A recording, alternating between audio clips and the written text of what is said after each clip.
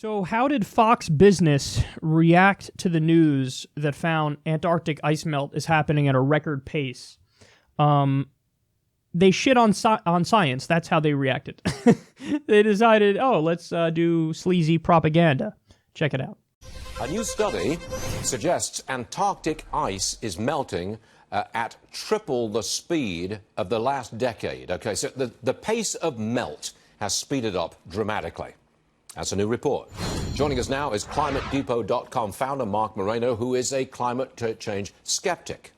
Now, what do you say? I mean, I read this in the New York Times, big picture of Antarctica. Yeah. The ice is melting, double the speed or triple the speed. Sea level rates are rising. They say it's because of human activity. What say you?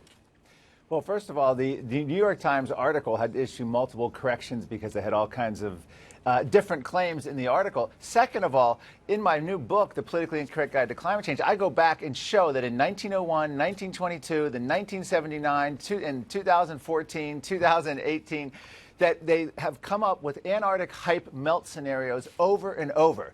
And I also point out that in 2015, a NASA study showed Antarctica was gaining ice and actually contributing to a sea level lowering. So this new study, which, by the way, used observational data, but to enhance that, they used models, climate models, not even actual data. They actually simulated what they thought the conditions of the ice were, which gives them a huge fudge factor.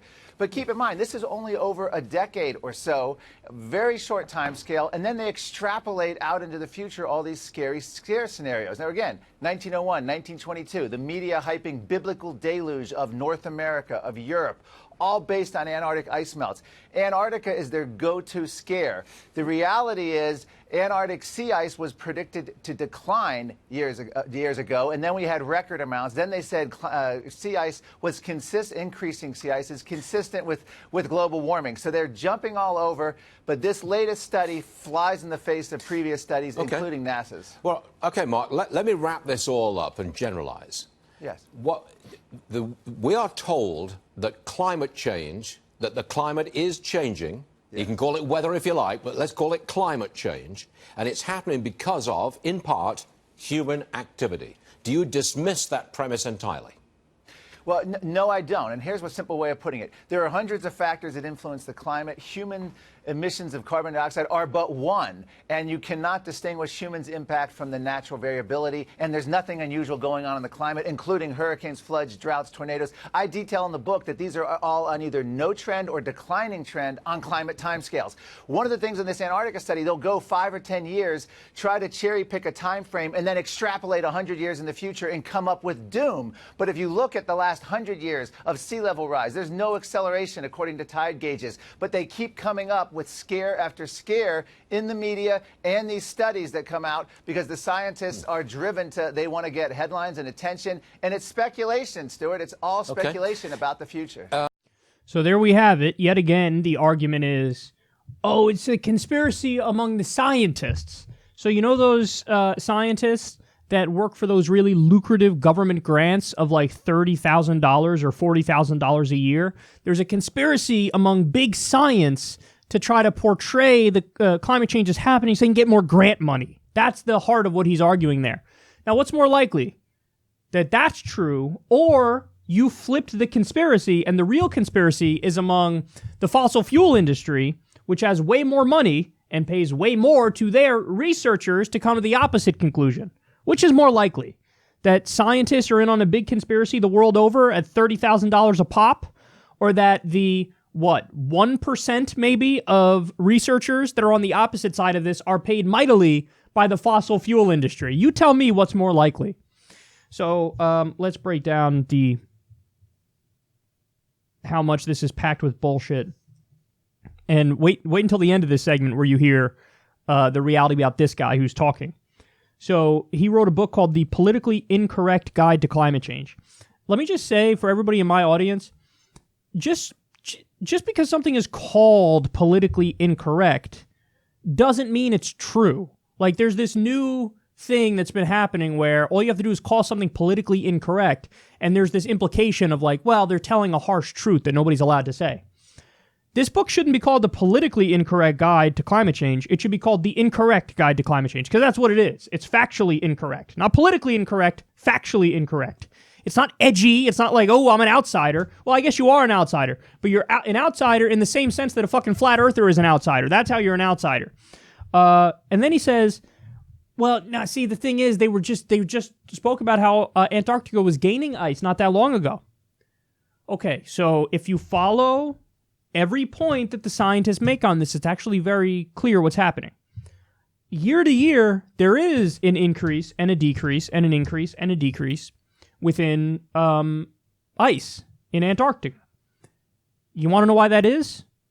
Summer and winter.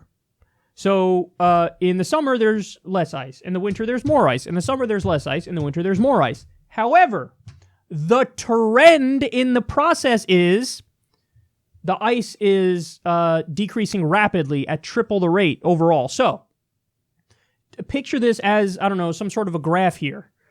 The trend of the size of the ice is consistently going down. Consistently going down. But in the process of it going down, it's like, okay, in the winter, ice is up here, summer down here, winter here, summer here, winter here, summer here, winter here, summer here, winter here, summer here. You see? So it's so misleading for him to make that argument of like, but they were just saying it increased. Yeah, the ice increased in the winter. But then the next time it decreased a lot more. And then when it increased not so much. And then when it decreased a lot more. So it's just, he's misleading you on purpose. And then he says that there's been a declining trend in extreme weather events. That's just factually wrong. That's just not true. That's just wrong. There's nothing else to say about that. And then he says, oh, they used models in this study that they just did. Whoa. We just covered this study. This study is viewed as an authoritative piece of scientific work. Why?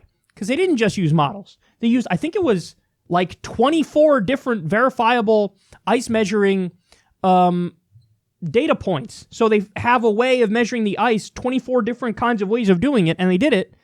And so this study relies on hardcore data. They also have models, because any kind of thing that tries to extrapolate out into the future, by definition, has to use models. It's not like there's some sort of conspiracy. It has to use a model, but it relies on so much data that it's considered an authoritative study. So he's just lying about that. He's full of shit.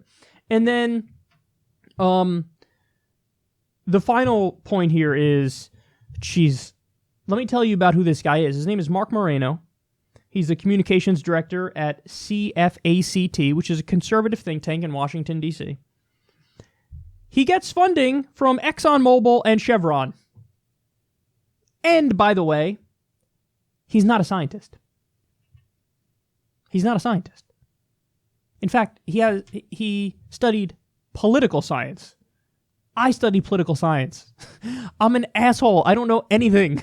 The only thing I know about actual science is what the scientists tell me. But this douchebag who studied political science is acting like some sort of science expert. You're not an expert, dude. He's such a hack. By the way, he also worked with Jim Inhofe, the most notorious climate science denier in the Senate, where he's the guy who brought the snowball in there and threw it on the ground and said, see, climate change is bullshit. I have snow. This is how stupid these people are that we're dealing with here. And by the way, how misleading they are. Because they take funding from the fossil fuel industry and they're in on a conspiracy as they accuse actual scientists of perpetrating a conspiracy.